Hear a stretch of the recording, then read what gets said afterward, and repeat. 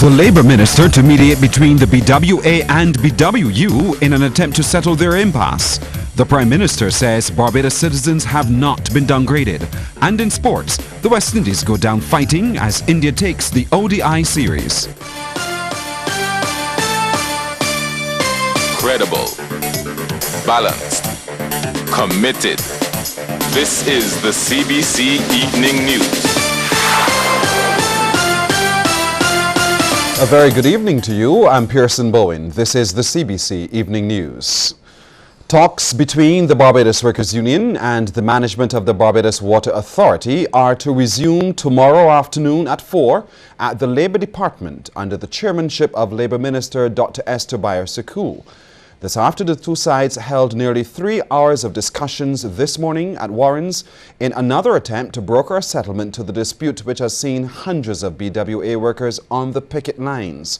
Following those discussions, Dr. Bayer-Sekou told reporters she believes the matters to be concluded are not beyond the reach of the various parties. Last night, there were heated discussions for about 5 hours as the BWU deadline expired for the BWA to put forward a proposal in writing in response to the union's demands. Some of them are too detailed to actually be resolved in the night or even by tomorrow morning. We're not going to be able to resolve specifics like, you know, how many percentages at what grade for what year and which category is going to get what and so on. That is not even the purview of a committee like that. That is for a technical group to actually sit and work through. What we have now is a commitment to negotiating, a commitment from all sides to continue negotiation. BWU General Secretary Senator Sir Roy Trotman told the media that the union and the BWA must now work together to tackle all issues facing the workers. There has, on both sides, to be an appreciation that there must not be any further industrial action on the one side or the other, that there will be no recriminations, there will be no victimization one side towards the other, and that both sides will have here on in to work towards removing the challenges and the difficulties, and we will be outlining a major number of those when the meeting continues. Workers of the Land Tax Department located in the old NIS building on Fairchild Street stepped up their protest action today, taking to the street with placards calling to be relocated with haste. The action came despite assurances from the Attorney General and Minister of Home Affairs, Adriel Brathwaite, last evening that workers there should be moving into new offices shortly. Reports are that fungus, mildew and malfunctioning air conditioning units are just some of the unhealthy conditions that staff have been enduring. Senior Industrial Relations Officer with the NUPW, Wayne Warren, wants to know exactly when the workers will be moved. As I said, it was since November the 4th. This is more than 2 weeks, and we are still here waiting word. We understand that there was some pronouncement that that they're supposed to move between the 9th and the 30th of December. We also understand that the chairs have landed, but they have to be, documentation has to be worked out. But we understand now that the tables will now have to be ordered. So we are probably talking about another 2 or 3 months before you can get the furniture required. And we don't think that this situation is acceptable. Mr. Waldron says the matter will be referred to the National Council for further action. The Barbados economy may have been downgraded, but certainly not its citizens. That point was forcibly made by Prime Minister Frundle Stewart last evening in the lower house during debate on the amendment of the Consolidation Tax Bill 2013. We are not junk. And in the 47th year of our independence, I deprecate and deplore anybody coming in here and talking about Barbados is junk. We have one of the most coveted pieces of real estate to be found anywhere in the world. And for cheap political gain, you calling your country junk? If you're calling the country junk because its credit rating is challenged, you're calling your constituents junk because their credit rating is challenged. And I don't accept that. I don't accept it. Credit ratings don't only apply to countries, they apply to companies, businesses, and they apply to individuals, households as well. The Prime Minister says Barbados still has a lot to be proud of. We are still number one in Latin America and the Caribbean on the United Nations Human Development Index. We are still at number 3 in the Americas on the UN Human Development Index, ranking only behind United States of America and Canada. On the Transparency Index, we are ahead of a whole set of developed countries. And in relation to corruption, we are ranking above many countries larger and more powerful than ourselves. A suggestion tonight that the current size of the cabinet cannot be maintained in circumstances where fiscal adjustments are being made in the public service. It is coming from opposition leader Mia Mottley. She made the comment while addressing the Barbados Chamber of Commerce and Industry's final business luncheon for the year. I also say to the government that they have a duty to talk to the public servants. There are too many public servants who still have not received money, salaries, and who wonder whether they will be there next week or next month. But at the same time, the partisan spend continues. And if the Labour Party were in government now, the only way you could bring credibility to your actions as a government is first of all by right-sizing the size of cabinet. You cannot maintain a cabinet of this size if you are seeking to make adjustments to other people's wages and terms and conditions of employment in the public service.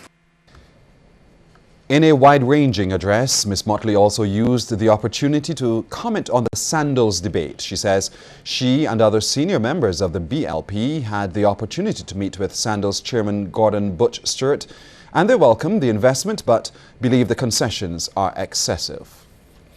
The Minister of Agriculture is to bring before the Cabinet a modern agricultural policy for Barbados. That policy, according to Dr. David Estwick, comes after much consultation with farmers and the public. The importance of having that national agricultural policy is that it outlines what are our aspirations to move the agricultural sector forward in a modern world that has changed significantly past the 1940s, 50s, 60s, and 70s. The modern world is now linked via the use of ICT infrastructure, and therefore the areas that we had deficiencies in, we should be able to correct quite readily because we have an ICT platform established in Barbados. And as a result of that, the modern infrastructure took an appreciation of the critical linkage of agriculture in itself to areas such as energy production. Dr. Estwick was speaking during the launch of the first food production zone at the Glebe St. George. That zone is aimed at strengthening food security and stimulating agricultural production. Dr. Estwick is hoping to assist farmers more as he seeks discussions to tweak the procurement system. What we are saying is that we are going to move through the BADMC once we work out certain of the post-harvest dynamics to have that become the hub through which the purchases by the psychiatric hospital, geriatric hospital, school systems, etc., is mobilized through.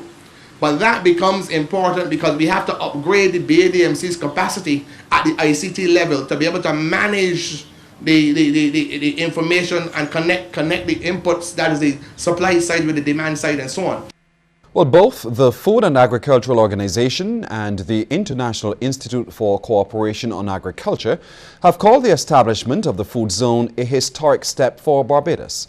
Dr. Cedric Lazarus of the FAO says that organization is committed to assisting Barbados in building a food-secure nation. We at FAO do believe, like the government of Barbados, that agriculture continues to have a major role to play in the development of the local economy, be it all different from the past. Fulfillment of this role will however require that investment trends in the sector be reversed.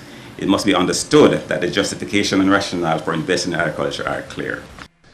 The 10th edition of this island's largest agricultural expo promises to be the biggest and best. Agrifest 2014, which was officially launched today, is being held under the theme Encouraging Entrepreneurship Through Innovative Agriculture.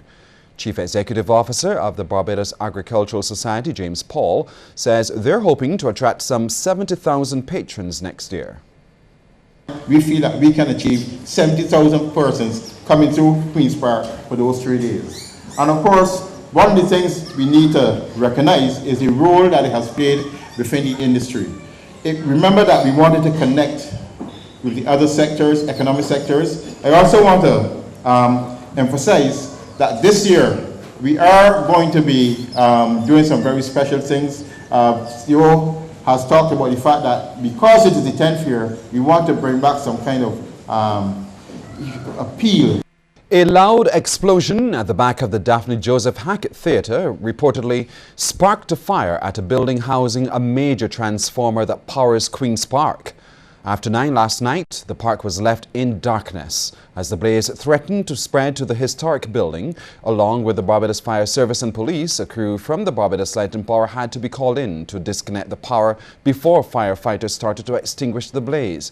But they were able to contain it to the building popularly known as the Stables. The National Cultural Foundation is responsible for the buildings in Queen's Park, and the Chief Executive Officer, Cranston Brown, was on the scene. This entire area, the theatre and the stables, have been closed for some time for repairs or refurbishment. So there was nothing valuable in there. We're still waiting to find out the cause of the fire. But the reports from the fire service is that they have just isolated the fire to the stables. Mr. Brown says thanks to fire officials, the theatre was spared and now restoration work can commence in the new year. It's on track. We're hoping to get started next year.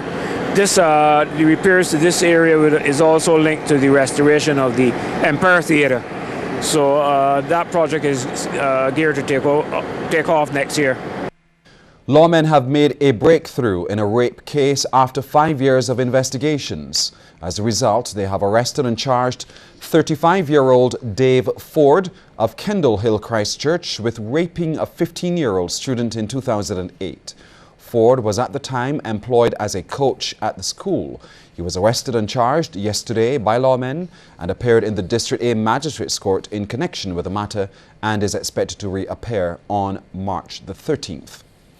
The police are searching for 2 men who robbed 2 female church members of the Dalkeith Methodist Church on Tuesday night. Lawmen say that the women were in the church hall when the 2 men, one armed with a gun, the other with a knife, entered the premises around 8:30. The women were robbed of various articles and money. They were, however, not injured.